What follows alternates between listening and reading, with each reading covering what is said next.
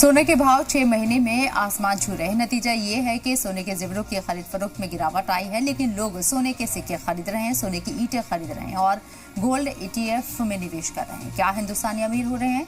अमीरी नहीं साहब, ये डूबने का डर है।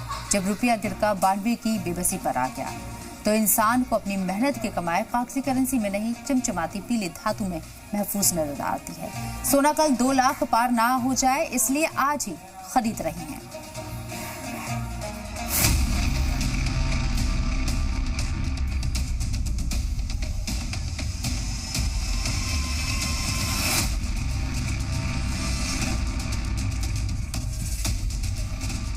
सोना दोगुना महंगा हो चुका है। कीमतें लगातार बढ़ रही हैं। लोग जेवर तो नहीं खरीद रहे, लेकिन सोने में इन्वेस्ट जरूर कर रहे हैं।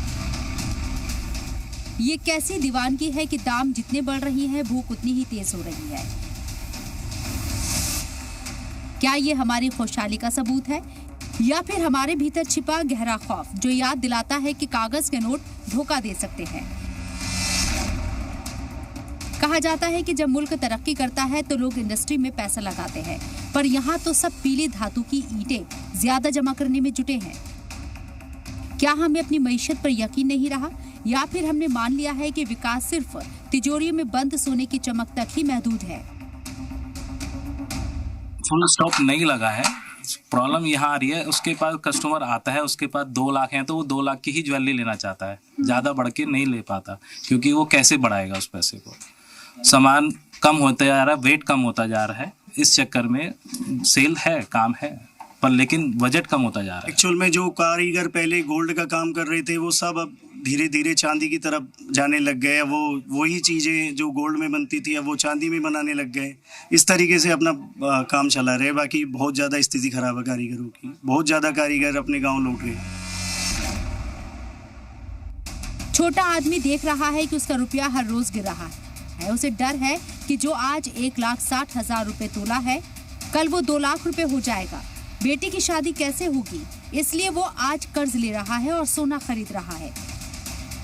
ये खरीदारी नहीं, एक हताश बाप की मुस्तकबिल के बाजार पर जुए की एक बाजी है।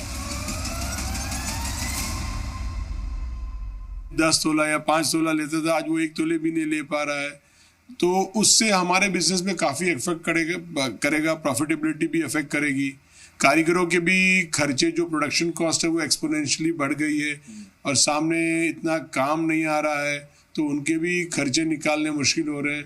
तो आज जो भाव का बढ़त ज्वेलर्स को मिल रहा है वो फ़ायदेमंद है, लेकिन आगे भविष्य थोड़ा सा डिफ़िकल्ट हो जाएगा काम करना।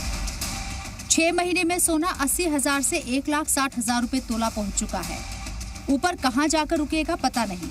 बाजार में तर्क खत्म हो जाते हैं तो सिर्फ सनक बचती है। सोना दोगुना महंगा होकर भी अगर बिक रहा है तो समझ लीजिए कि लोगों ने सुनहरे वाले मुस्तकबिल की उम्मीद छोड़ दी है। अब वो दिन दूर नहीं जब पन्नों पर सुनहरे हर्फ नहीं बल्कि सोना खुद एक तारीख हो जाएगा।